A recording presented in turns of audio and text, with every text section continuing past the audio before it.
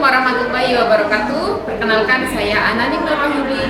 Saya guru mata pelajaran Al-Quran Hadis di Madrasah Aliyah Negeri 2 Bojonegoro, sekaligus mahasiswi PPG Batch 1 Kementerian Agama tahun 2025 program studi Quran Hadis di LPTK IAIN Langsa Aceh dengan nomor peserta 29527800370771. Saya akan melaksanakan uji kerja di IMAN 2 Bojonegoro. Berikut video praktik pembelajaran saya. Selamat menyaksikan.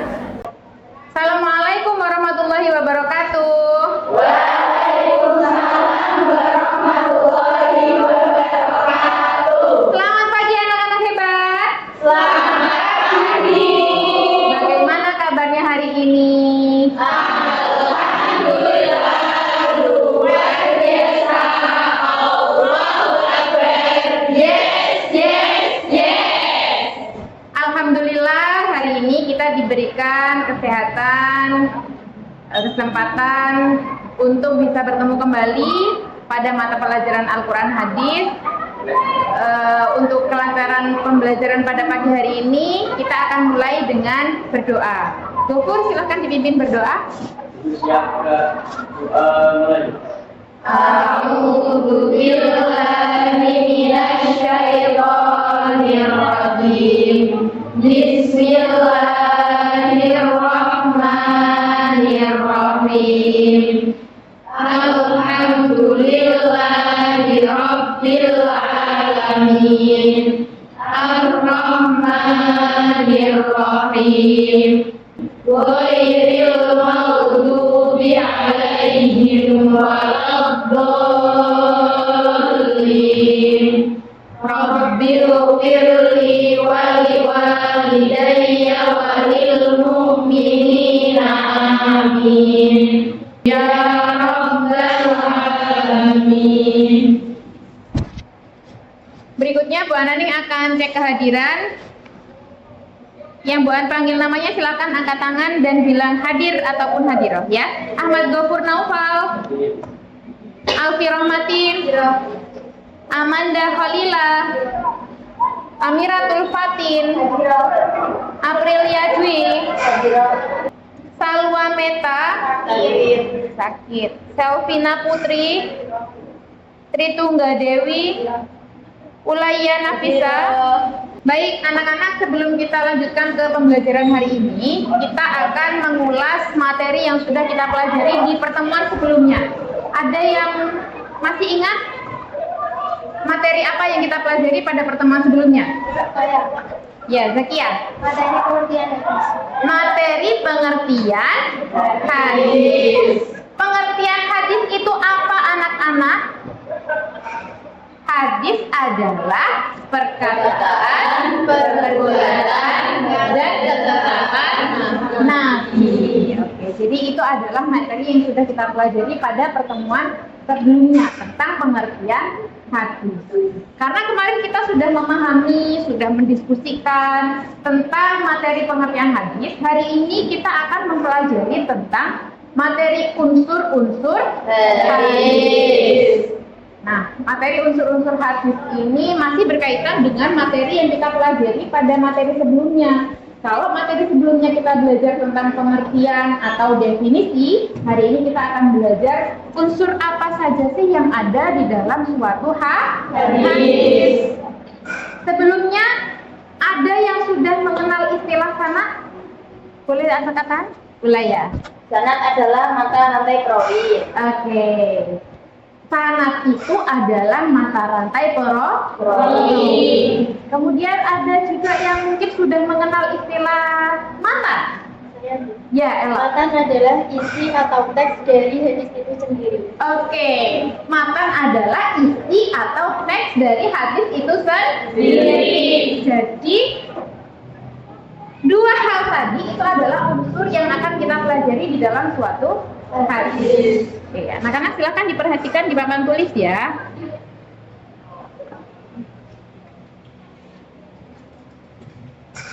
Nah, ini adalah 3 unsur hadis, di antaranya 2 tadi sudah disebutkan oleh teman-teman kita.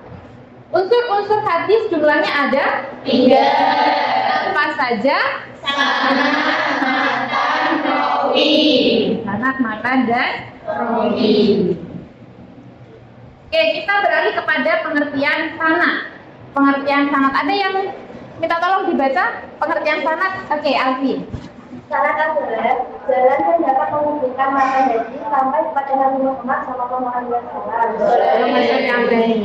Oke, jadi tadi sudah dibacakan oleh teman kita bahwa sanad itu adalah jalan yang dapat menghubungkan matan hadis sampai kepada Nabi Muhammad. Jadi rentetan nama perawi yang ada di dalam suatu hadis yang mana mengantarkan isi hadis itu disebut sebagai sanad. Nanti contohnya kita lihat di akhir. Kemudian berikutnya kita akan beralih kepada pengertian matan. Apa itu pengertian matan? Bisa dibantu baca? Amel. Cara dasar akan adalah tangan yang meninggi atau punggung jalan atau bagian tangan yang keras dan menonjol ke atas. Jawaban istilah adalah redaksi sabda Nabi Muhammad SAW. Jadi matan itu adalah redaksi sabda Nabi Muhammad atau isi dari hadis tersebut. Sebagaimana yang sudah disebutkan juga oleh teman kita di awal tadi bahwa matan itu adalah isi atau teks hadis itu sendiri. Ya. Kemudian yang ketiga adalah pengertian rawi. Ada yang bisa bantu baca pengertian rawi? Ya, cerita. Rawi menurut istilah adalah orang yang meriwayatkan atau yang memberitakan suatu hadis. Oke, rawi adalah orang yang meriwayatkan atau memberitakan suatu hadis. Kalau dalam suatu hadis, misalnya kalian membaca hadis, di paling akhir biasanya kalian akan membaca hadis riwayat titik, hadis riwayat Bukhari, hadis riwayat Muslim. Maka Bukhari, Muslim, dan yang lain-lainnya yang disebut di akhir matan itu adalah rawi. Rawi itu adalah orang yang menulis hadis. Bisa juga kita sebut sebagai orang yang mengeluarkan hadis. Bisa juga kita sebut sebagai orang yang memudawinkan hadis atau mentadwinkan hadis, yaitu membukukan hadis. Kita ulangi bersama-sama. Dobit itu apa, anak-anak? Hafalan. Kemudian yang berikutnya adalah syarat berikutnya adalah tidak pernah melakukan dosa besar. Tidak boleh sama sekali, ya, tidak boleh sama sekali seorang perawi itu melakukan dosa besar. Dosa besar contohnya apa? Zina. Nah, ini adalah contoh hadis. Bisa dibantu untuk membacakan artinya? Silakan, Jiva. Artinya telah menceritakan kepada kami Yahya bin Ayub dan Utaibah serta Ibnu Hujan. semuanya dari Ismail bin Ja'far. Berkata Ibnu Ayub telah menceritakan kepada kami Ismail, dia berkata telah menggambarkan kepadaku Al-A'la dari bapaknya dari Abu Hurairah bahwa Rasulullah SAW segeralah beramal sebelum datangnya fitnah seperti malam yang gelap gulita. Di pagi hari seorang laki-laki dalam keadaan mukmin lalu kafir di sore harinya. Di sore hari seorang laki-laki dalam keadaan mukmin lalu kafir Di pagi harinya dia menjual agamanya dengan barang kenikmatan dunia. Ya, oke. Jadi hadis ini membahas tentang penyegeraan untuk beramal soleh. Jadi Rasulullah itu memerintahkan kepada kita semua untuk segera melakukan amal soleh sebelum fitnah itu datang. Fitnah itu adalah hal yang bisa menghalang-halangi kita untuk melakukan suatu kebaikan. Baik, ini adalah berikutnya adalah hasil dari analisis unsur-unsur hadis itu. Dari hadis yang sudah kita baca bersama-sama tadi dan sudah kita analisis tadi, sanadnya adalah ini, mulai dari haddatsani Yahya bin Ayyub sampai Rasulullah SAW Kemudian yang berikutnya adalah matan, mulai dari badiru bil amali fitanan sampai di arodi minat dunia, dan yang terakhir adalah rawi, yaitu rawahul Bukhari. Siapa berarti rawinya? Rawinya adalah Bukhari. Yang mengeluarkan hadis adalah Bukhari. Yang membukukan hadis adalah Bukhari. Itu anak-anak. Sampai sini ada yang ditanyakan? Ya, cukup ya.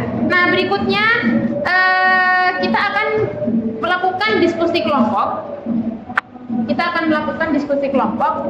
Bu Ananing punya kertas yang di sini berisi tentang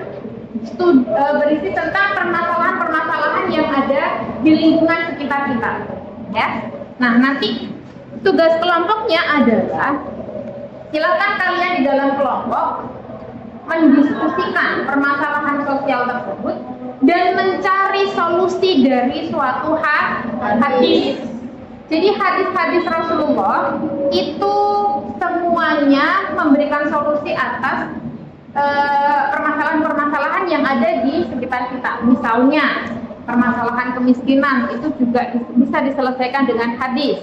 Kemudian permasalahan tentang konflik itu juga bisa diselesaikan dengan hadis. Permasalahan tentang intoleransi itu juga bisa diselesaikan dengan hadis. Nah, jadi nanti permasalahan-permasalahan yang ada di kartu ini silakan didiskusikan dengan kelompok, kemudian nanti cari solusi dari suatu hadis. Ya. Nanti poin-poin apa saja yang harus ditulis di dalam diskusi, Bu Anani sudah siapkan di lembar kerja yang akan kalian isi nanti. Ya. Silakan memilih secara acak. Bu Anani akan mengelilingkan kertas-kertas ini. Silakan memilih secara acak. Nanti yang memiliki kertas yang sama berada di satu kelompok yang sama. Ya.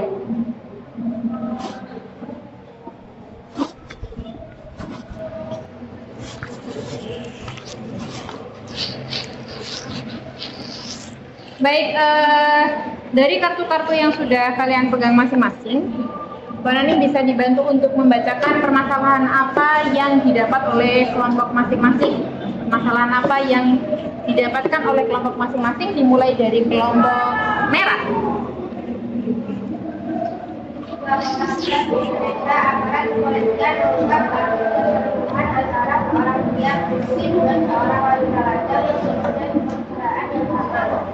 Buat mereka kelompok pertama tahu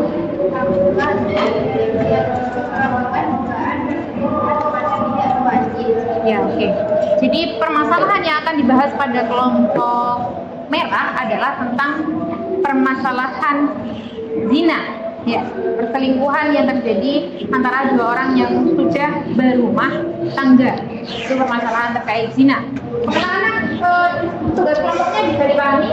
Silakan dimulai diskusinya. Bu Anani akan membagikan lembar jawaban ke lembar kegiatan dan juga lembar untuk mengisi jawaban. Ya. Silakan dituliskan di sini tentang hadis tersebut, kemudian analisis unsur-unsur hadis yang kalian temukan itu. Jadi kaitannya dengan materi kita hari ini adalah nanti kalian menganalisis unsur-unsur hadis yang terdapat dalam hadis yang kalian temukan nanti, ya. Unsur-unsur hadisnya apa saja tadi anak-anak?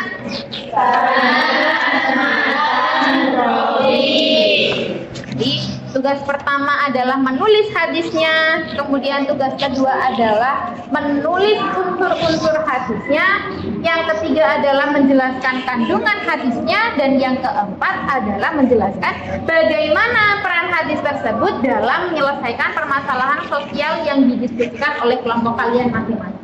Bisa dipahami anak-anak? Bisa. Baik, silakan didiskusikan dengan kelompok. Kemudian kalian boleh mencari jawaban, mencari solusi hadis dari berbagai sumber.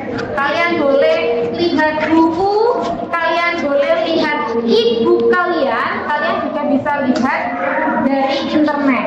dari berbagai sumber ya. Silakan berkreasi dengan kelompok masing-masing.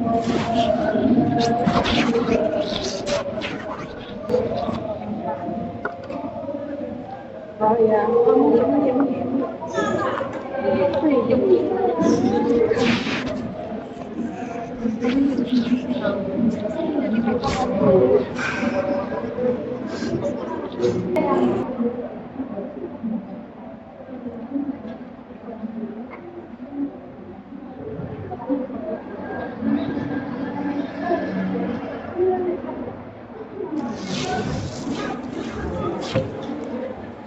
Oke, sudah selesai anak-anak?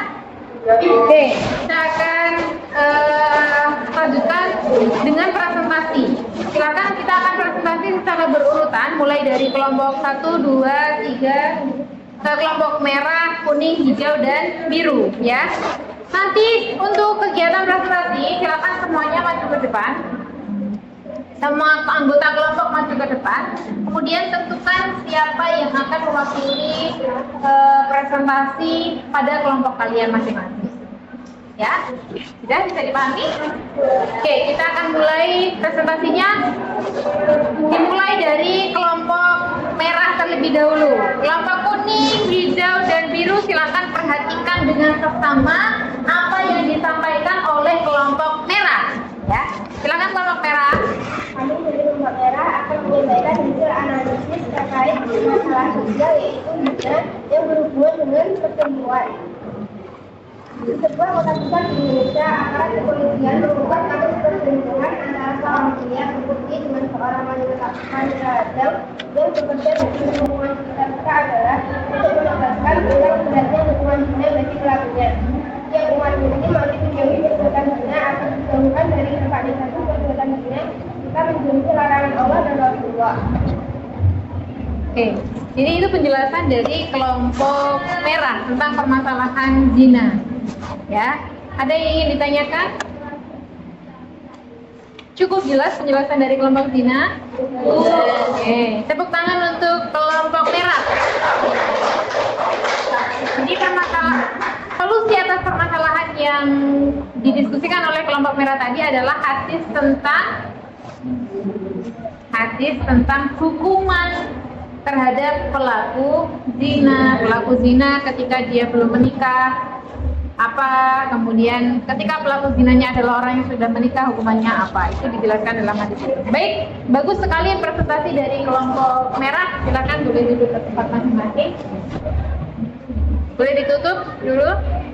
Sekian dari kelompok kami. Mohon maaf dan salah kata. Assalamualaikum warahmatullahi wabarakatuh. Waalaikumsalam warahmatullahi wabarakatuh. Kemudian dilanjutkan ke kelompok kuning. Silakan kelompok. Kami dari kelompok hijau akan menyampaikan diskusi kami tentang toleransi.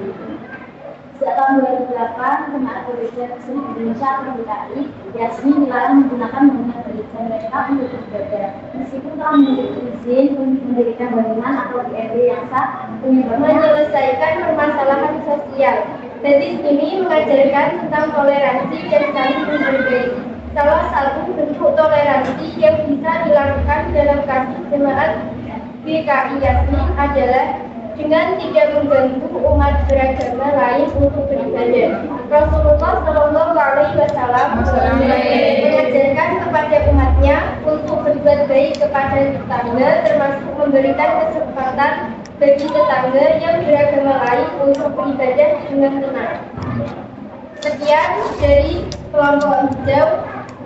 Apabila ada kesalahan, mohon maaf bersama. Wassalamualaikum warahmatullahi wabarakatuh. Waalaikumsalam warahmatullahi wabarakatuh. Tepuk tangan untuk kelompok hijau. Jadi solusi atas permasalahan tentang intoleransi yang didiskusikan oleh kelompok hijau tadi bisa diselesaikan dengan berdiskusi atau memberikan kesempatan tetangga kita, misalnya kalau ada tetangga kita yang beragama selain yang tidak sama dengan kita harus memberikan kesempatan untuk tetangga kita itu melakukan ibadah sesuai dengan keyakinannya masing-masing dengan tenang. Ya. Jadi Rasulullah mengajarkan kita untuk itu. untuk berperilaku baik terhadap tetangga, ya. Kemudian berikutnya dilanjutkan presentasi dari kelompok biru.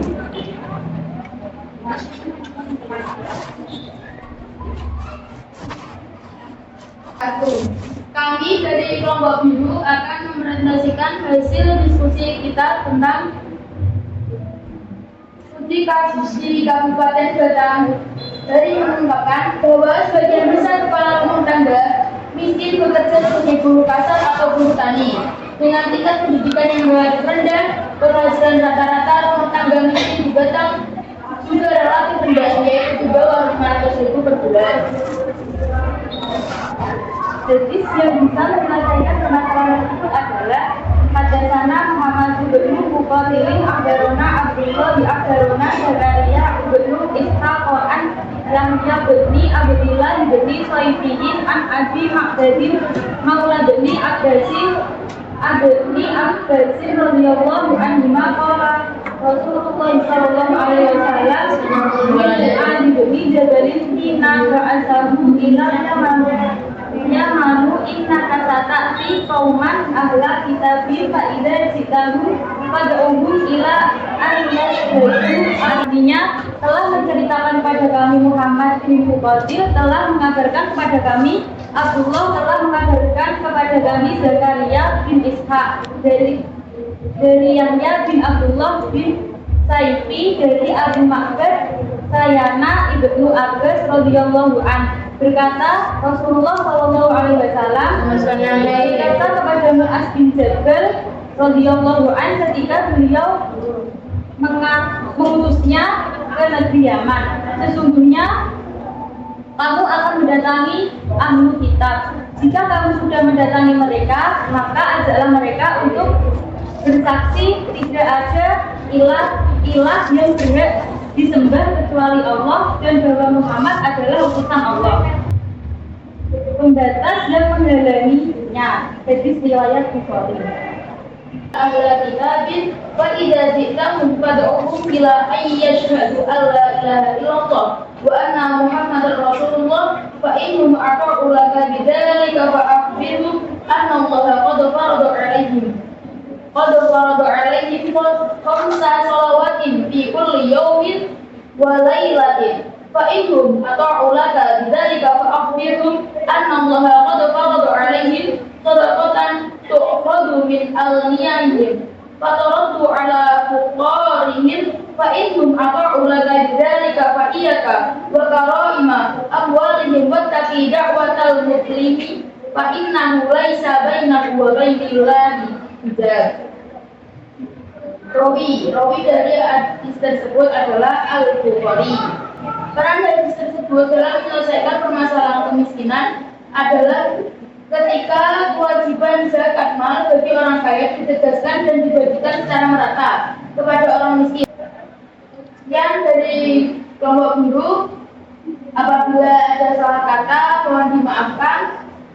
Wassalamualaikum warahmatullahi wabarakatuh. Waalaikumsalam warahmatullahi wabarakatuh. Nah, jadi presentasi terakhir tadi dari kelompok biru adalah permasalahan tentang kemiskinan. Kalau kemiskinan itu tidak hanya yang disebutkan tadi di kelompok tadi adalah salah satu kasus di Kabupaten Batanghari.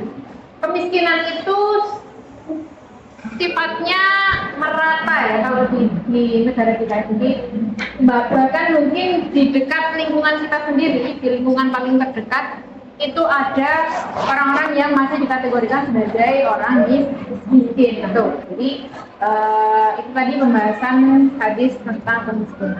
Nah, dari keempat presentasi semuanya sangat bagus, tepuk tangan untuk kelompok kita semua.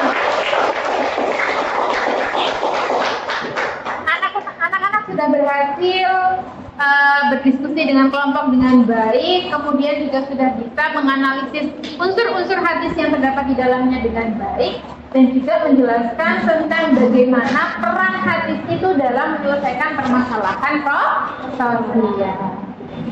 Sekarang kita di akhir pembelajaran kita akan melakukan tes pemahaman. Ya, sebelum kita melakukan tes pemahaman, kita cek konsentrasi kita bersama-sama dulu. Ya.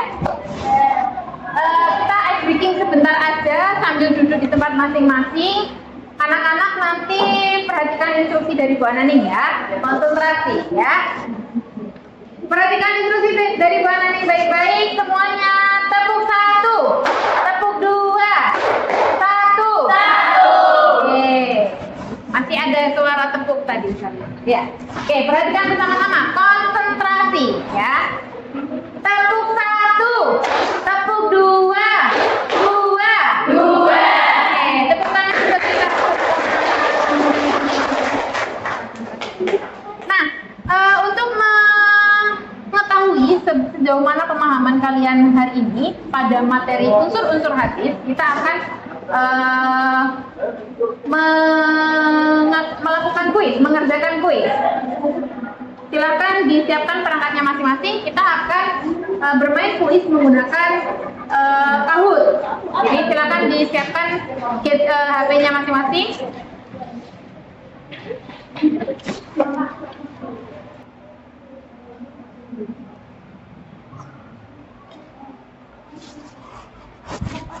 Ya, anak-anak silakan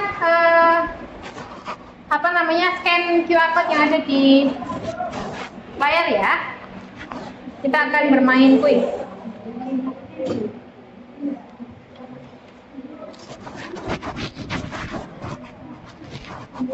Anak-anak bisa join menggunakan QR code atau kalian bisa klik di www.kahoot.id, kemudian masukkan GPIN 4817036 ya.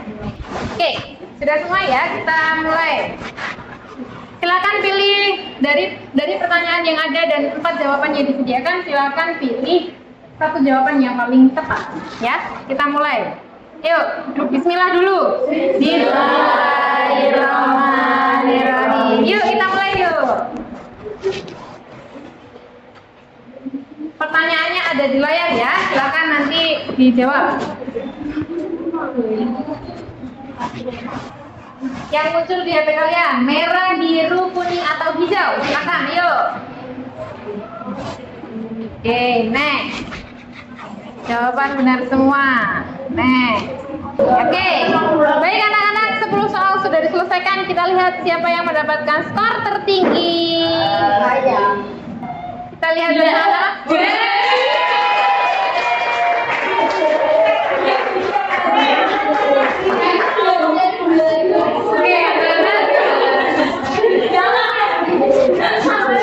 Oke, jadi pemenang kita berarti adalah Dani. Tepuk tangan untuk Dani. Dan kita semua ya. Ini ada pertanyaan? Oke, good. Bagaimana jika ada satu unsur yang hilang dari suatu hadis tersebut? Pertanyaan yang sangat bagus, ya. Bagaimana kalau ada salah satu unsur yang hilang dari suatu hadis? Sudah pasti hadisnya tidak bisa dijadikan sebagai dasar hukum karena kualitas hadisnya adalah tidak sahih. Sedih ganti umur? Ya, oke. Ada pertanyaan lain mungkin? Ya, Dani.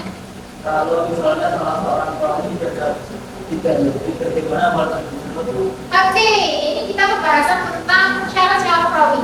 Kita ingat kembali, syarat-syarat perawi salah satunya tadi adalah seorang perawi diwajibkan dhodhif. Apa itu dhodhif?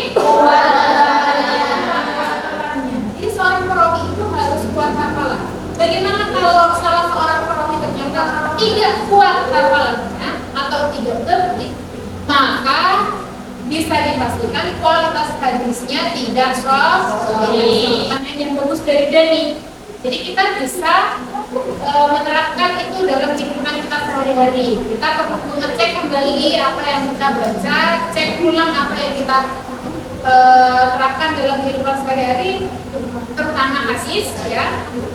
Kalau misalnya hadis yang kita terapkan dalam kehidupan sehari-hari itu misalnya ada salah satu unsurnya yang tidak ada atau ada salah satu syarat dari perawi yang gugur, maka hadis tersebut kualitasnya tidak sahih, maka kita harus berhati-hati dalam menerapkan dalam kehidupan sehari-hari. Ini ya, itu evaluasi dan refleksi kita hari ini. Di penghujung kegiatan hari ini kita cukupkan sekian, dan di pertemuan berikutnya kita akan belajar tentang masih berkaitan dengan materi tersebut hadis, yaitu tentang rijalul hadis. Ya. Nah, karena sudah tidak ada pertanyaan lagi, kita tutup kegiatan pada hari ini dengan membaca dalam bersama-sama.